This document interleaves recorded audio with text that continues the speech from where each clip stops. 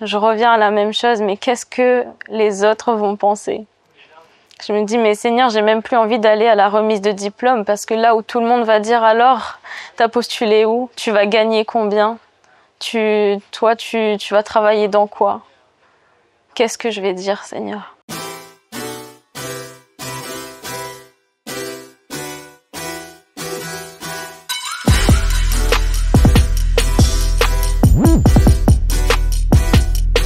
Salut, je m'appelle Marine et aujourd'hui je vais te partager un peu mon histoire que j'ai intitulée « De la croyance à l'obéissance ».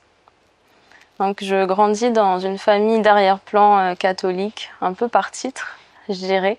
Donc on va à la messe pour des fêtes religieuses, mais Dieu ne passe pas en premier dans notre vie. Quand j'ai 3 ans, mes parents se séparent. Et en tant qu'enfant, je réalise pas vraiment ce que ça veut dire, je pense. Mais je suis une enfant qui est assez tranquille, qui pose pas trop problème. J'aime beaucoup aller à l'école. J'ai des bons résultats depuis l'âge de 3 ans. Et donc je grandis et je dirais que fin primaire, je commence à réaliser ce qui se passe au sein d'une famille qui a été finalement brisée au bout d'un moment. Et je commence moi-même, au vu des circonstances aussi qui m'entourent, à me sentir brisée à l'intérieur. Et il faut savoir que j'ai toujours été forte pour garder mes sentiments, garder ce que je ressens et ça se reflète pas en fait. Et donc j'ai toujours des bons résultats. Toutes mes années de primaire, de collège, de lycée, je suis l'élève modèle. Je suis dans les premières de la classe. Je suis intégrée dans un petit groupe d'amis. Tout va bien à la surface, mais finalement à l'intérieur je suis extrêmement brisée. Et plus le temps passe et plus je me sens encore plus brisée. J'expérimente aussi le rejet au bout d'un moment. Et ça, personne le sait finalement. Et quand je suis au milieu lycée, j'ai l'impression vraiment de toucher le fond et je suis au bord de la dépression. Je questionne vraiment mon existence. Je me dis, ma famille est brisée, je ne peux qu'être brisée moi-même. Et je me dis qu'au final, est-ce que j'ai encore une raison de vivre? Et à ce moment-là, alors que je suis au plus bas, je perds ma grand-mère. Et je pense que c'est la goutte d'eau qui a fait déborder le vase. Il y a une vague de culpabilité qui m'envahit. Je commence à voir tout ce que j'ai mal fait depuis mon enfance et ça va plus en fait. Et là, il y a une amie de ma mère qui est chrétienne et qui lui parle de Jésus. Donc on est invité dans son église. Et moi, à ce stade, j'y vais vraiment avec cette mentalité de je suis déjà au fond et je peux plus descendre plus bas. Donc pourquoi pas, j'ai rien à perdre. Donc on y va et je me sens bien. Il y a rien de spécial qui se passe. Je pleure pendant la louange, je comprends pas trop pourquoi, mais je me sens bien. Et donc on continue à y aller et petit à petit je comprends certaines choses. Je commence à vraiment m'intéresser à ce qui est dit dans l'église. Je comprends que prier c'est aussi parler à Dieu, c'est surtout parler à Dieu, c'est lui déverser son cœur. Je comprends que la vie chrétienne c'est pas le dimanche matin, mais que c'est vraiment tous les jours. Et donc voilà, j'avance comme ça. Et il y a 6 ans, je m'installe à Paris pour mes études, donc loin de ma famille. Et immédiatement, j'intègre une église. Et là, c'est, je pense, le début de la vraie rencontre avec Dieu.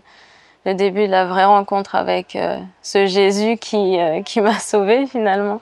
Je me sens vraiment entourée. Je me sens portée. Je me sens pas jugée. Et je suis vraiment entourée de gens, même d'une église qui me pousse à chercher le cœur de Dieu en fait. Qui me pousse à avoir cette relation avec Dieu qui ensuite va m'amener à prendre certaines décisions dans ma vie, à faire certains choix qui vont changer la donne finalement. Et donc voilà, j'avance dans ma foi. Et il y a 2 ans, Dieu me parle sur l'habillement, Dieu me parle sur le voile. Et je lutte parce que qu'est-ce que les autres vont penser? Qu'est-ce que ma famille va penser? Et je prends 6 mois à prendre ma décision jusqu'à ce que ça devienne vraiment fort sur mon cœur et que Dieu confirme. Et je dis, Seigneur, ok, je décide de t'obéir parce que finalement, ce que toi tu penses, ça importe beaucoup plus. Et donc je décide de me voiler il y a 2 ans, je m'habille différemment, comme vraiment le symbole d'une entière consécration et soumission à Dieu. Et 18 ans après donc le divorce de mes parents, j'expérimente une profonde guérison intérieure, une restauration complète. Et je sais profondément que ça vient de Dieu. Et là, vraiment, je me dis, ok, Seigneur, tu vaux la peine, en fait. Tu vaux la peine qu'on te suive, tu vaux la peine qu'on te donne sa vie. Et il faut savoir que je pouvais vraiment pas entendre le mot divorce sans pleurer. Et c'est à partir de là aussi que j'ai compris que il n'y a pas de petite épreuve, mais que comme Dieu nous a créés différemment, on peut vivre la même épreuve différemment. Et une épreuve peut nous toucher chacun à différents niveaux. Donc voilà, après 18 ans, Dieu me guérit complètement. Et là, c'est un soulagement. Je me vois raconter mon histoire sans verser une larme et je me dis, mais waouh! Et je suis vraiment impressionnée. Je me dis, mais Seigneur, en fait, il y a que toi qui pouvais faire ça. Personne d'autre.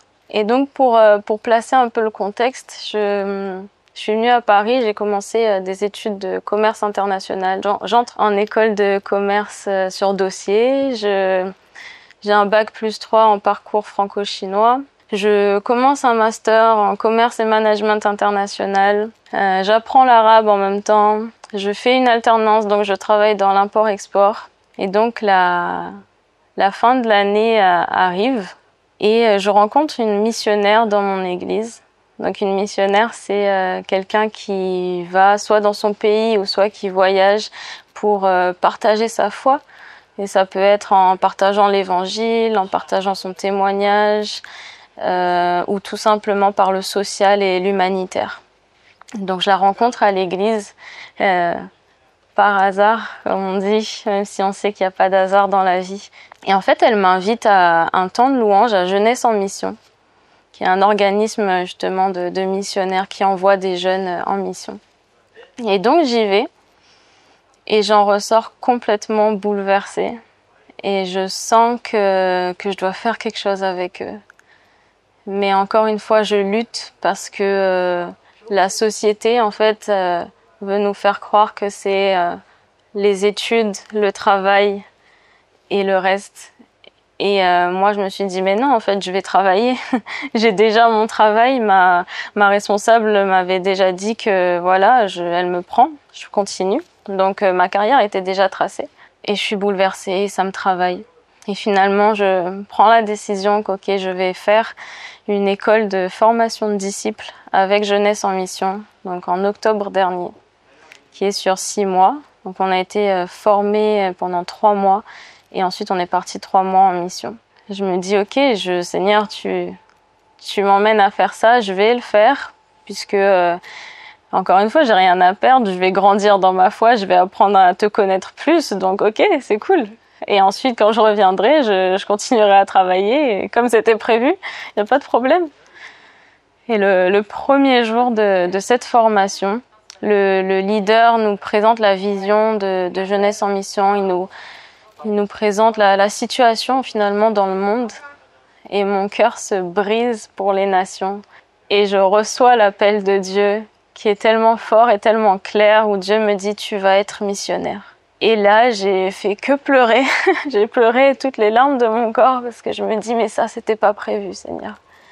Et encore une fois, je reviens à la même chose, mais qu'est-ce que les autres vont penser?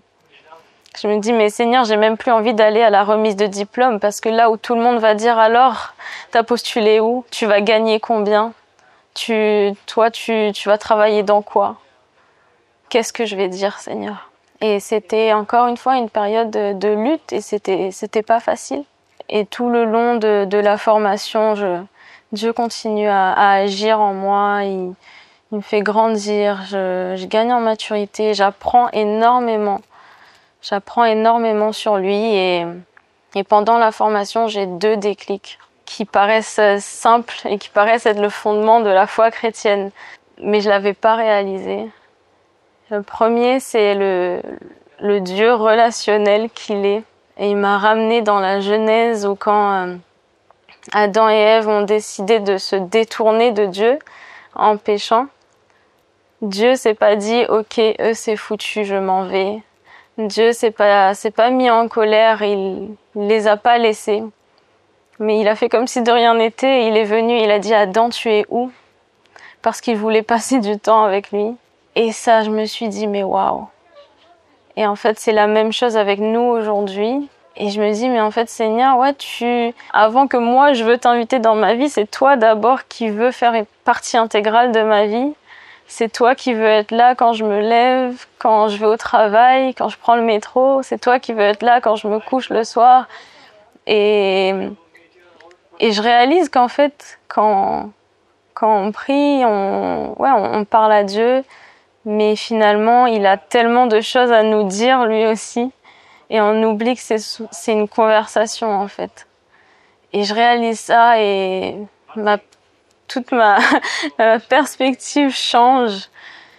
Et ma relation avec Dieu est différente. Et le deuxième déclic que j'ai eu, c'est vraiment cet amour inconditionnel qui a poussé Dieu à venir sacrifier son Fils unique.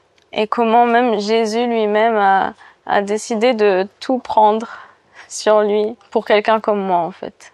Et pour chacun d'entre nous, de me dire qu'en fait, avant même d'aller à la croix, il s'est dit Seigneur, c'est pas ma volonté, parce que finalement lui-même il l'aurait pas fait.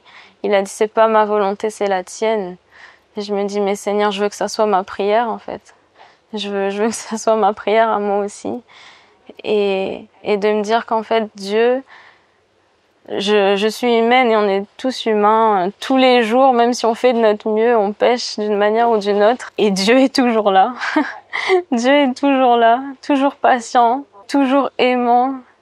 Et malgré tout, je suis convaincue que s'il fallait que Jésus aille à la croix encore une fois, souffrir comme il a souffert, juste pour moi ou juste pour une personne, il l'aurait fait encore.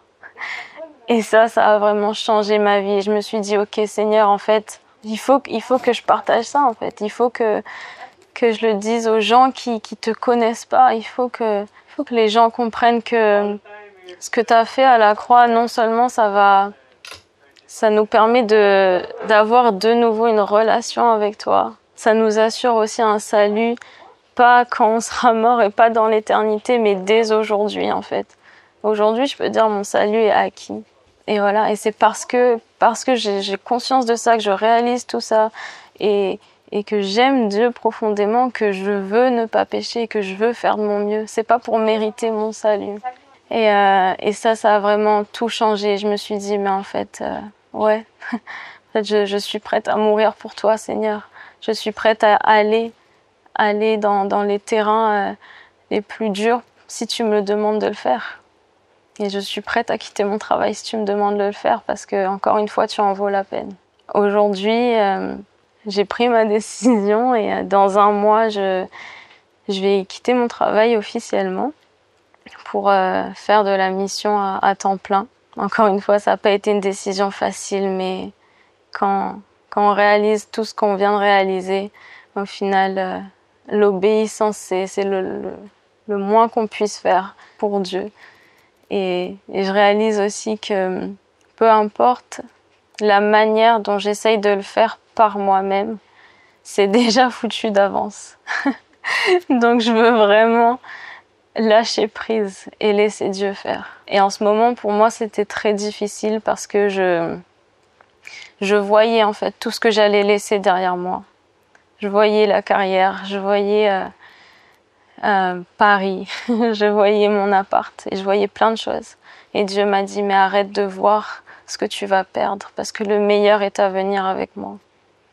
Et c'est ça aussi, marcher par la foi finalement, c'est de se dire, je vois pas encore, mais Seigneur, tu es tellement bon et je le sais. Et tu es tellement fidèle. je décide de te faire confiance, même si je le vois pas encore. La meilleure place où on peut être, c'est là où Dieu nous appelle. Et notre obéissance aussi peut transformer des vies. Notre obéissance peut ramener la vie là où il y avait la mort, même juste au travers du fait de partager un témoignage. Et il faut savoir aussi que en tant que missionnaire, on n'est pas rémunéré, c'est vraiment une vocation. On vit par la foi, on vit de ce qu'on aime, de ce qui nous passionne. Et c'est ça aussi qui a fait s'installer beaucoup de doutes, surtout je pense quand on grandit dans une société où la société nous met dans des cases, où on doit faire ci, on doit faire ça, et c'est comme ça et pas autrement. Où il y a une pression en fait, même parfois qu'on réalise pas. Si vous souhaitez me soutenir ou si vous avez des questions par rapport à la mission, si vous voulez en savoir plus peut-être, n'hésitez pas à checker mon Linktree dans les commentaires, il y aura un lien et vous pourrez avoir mon contact par ce lien-là. Et un verset qui me suit depuis plus d'1 an que j'aimerais vraiment vous partager, c'est dans Ésaïe 52, verset 7, « Qu'ils sont beaux sur les montagnes, les pieds de celui qui apporte de bonnes nouvelles, qui annonce la paix, qui parle de bonheur, qui annonce le salut. » Et le verset 10 dit « L'Éternel découvre son bras de sainteté aux yeux de toutes les nations.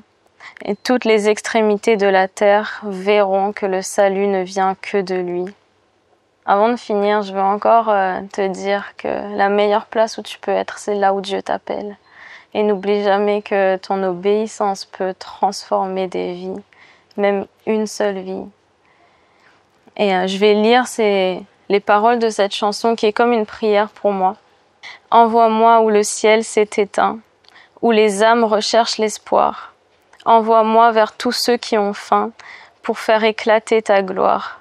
Apprends-moi à marcher sur les eaux pour que ma foi soit infinie.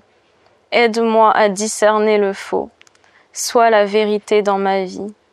Enseigne-moi toute ta justice pour la répandre sur la terre entière. Utilise-moi pour garder tes fils, dispersés jusqu'au bout des mers. Réveille-moi pour intercéder, pour les cœurs qui s'attendent à toi. Fais de moi un fidèle allié, toujours prêt dans les combats. » Que Dieu te bénisse.